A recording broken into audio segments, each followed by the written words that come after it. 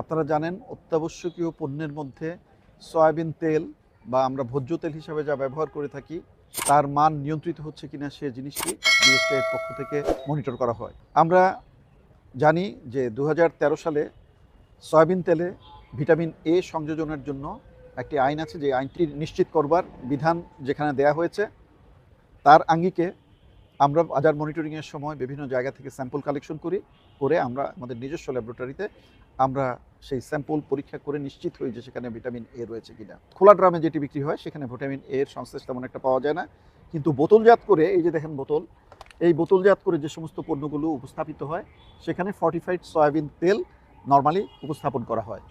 এই মুহূর্তে আফান ব্র্যান্ডের, বা আমি ট্রেড নেমের কথা বলবো, ফর্টিফাইড সয়াবিন তেল গৃহিণীর আস্থার প্রতীক একটি বোতল আমি দেখতে পাচ্ছি, এবং আমার সামনে জব্দকৃত অনেকগুলো খালি বোতল আপনারা হয়তো দেখছেন।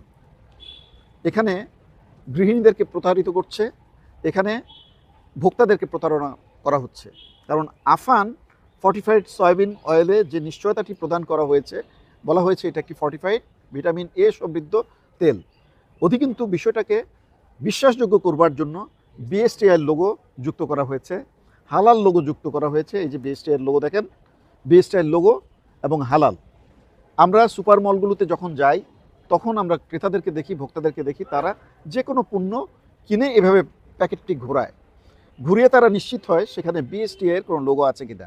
এই যে দেখেন বিএসটিআই লোগো, যে জিনিসটি এখানে সংযোজন করা হয়েছে, কিন্তু আমাদের নথি রেজিস্টার বলছে যে এটি বিএসটিআই এর অনুমোদিত কোনো কারখানা নয়। অধিকন্তু আমরা কিউআর কোড সংযোজন করেছি, যে কিউআর কোডের মধ্যে আমরা লাইসেন্স দিয়েছি কিনা সে বিষয়টি উঠে আসে। ভোক্তা সাধারণকে ভুল বোঝানোর জন্য এখানে একটি কিউআর কোড দেখেন ব্যবহার করা হয়েছে। এই কিউআর কোডকে যদি আমি স্ক্যান করি, এখানে আল আকসা গুড ফুড লিমিটেড রেস্টুরেন্টে আমাদেরকে নিয়ে গিয়েছে। আসলে এটা হওয়ার কথা নয়। এটাকে যদি বিএসটিআই এর অনুমোদিত কিউআর কোড হতো বা আমাদের প্রোভাইড হতো, এটা স্ক্যান করার সাথে সাথে আমরা বৃত্তান্ত এখানে আমরা দেখতে পেতাম, এবং বিএসটিআই এর যে অনুমোদনপ্রাপ্ত এবং লাইসেন্স প্রাপ্ত এবং এটা যে টেস্টেড প্রত্যেকটি তথ্য সেখানে সন্নিবেশিত থাকতো, যেটা হচ্ছে আমাদের ভোক্তা সাধারণ দেখে নিশ্চিত হতে পারতেন যে এই পণ্যটি জেনুইন পণ্য এবং মানসম্পন্ন।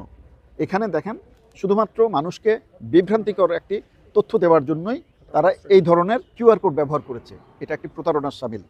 বিএসটিআই এর পণ্যের একটি লোগো ব্যবহার করা হয়েছে, যে লোগো দেখে মানুষ ভাববে যে এটা বিএসটিআই এর অনুমোদন প্রাপ্ত। আমাদের নির্ধারিত আইন রয়েছে, সেই আইন বিএসটিআই 2018 যে আইন, সেই আইন বলেও এটি কাভার করে না। অর্থাৎ এই আইনের আওতায় তারা আমাদের কোনো রেজিস্টার্ডভুক্ত হয়নি। এইরকম একটি প্রতিষ্ঠানটিকে আমরা কোনো ধরনের লাইসেন্স প্রদান করিনি। রমজানের পূর্বে এই ধরনের ফেক পণ্য দিয়ে বাজার সয়লাভ করবে, সাধারণ ভোক্তাদেরকে প্রতারিত করবে, এটি আমাদের কাম্য নয়। পবিত্র মাহে রমজানে আমরা ধর্মীয় যে সেন্টিটি সেটা বজায় রাখবো এবং মানুষের মাঝে স্বল্প মূল্যে সঠিক পণ্যটি তুলে দেব, এটাই আমাদের প্রতি হওয়া উচিত। আজকে আমরা অনেকগুলো দেখেন, এগুলি প্রত্যেকটি খালি নর্মাল ড্রামে এই তেলটাকে সংরক্ষণ করে শুধুমাত্র পাইপ দিয়ে এই পণ্যটা এখানে ঢোকানো হচ্ছে, লাইসেন্স গ্রহণ না করে কিউআর কোড ব্যবহার করে এটা বাজারজাত করা হচ্ছে, যেটা কোনোভাবেই এটা কাম্য নয়।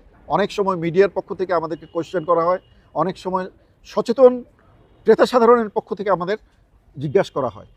আসলে দেখেন, এই বাজার মনিটরিং ব্যবস্থা শুধুমাত্র সরকারি এজেন্সি অথবা ল এনফোর্সিং এজেন্সির উপর ডিপেন্ড করলেই সব কিছু হবে না।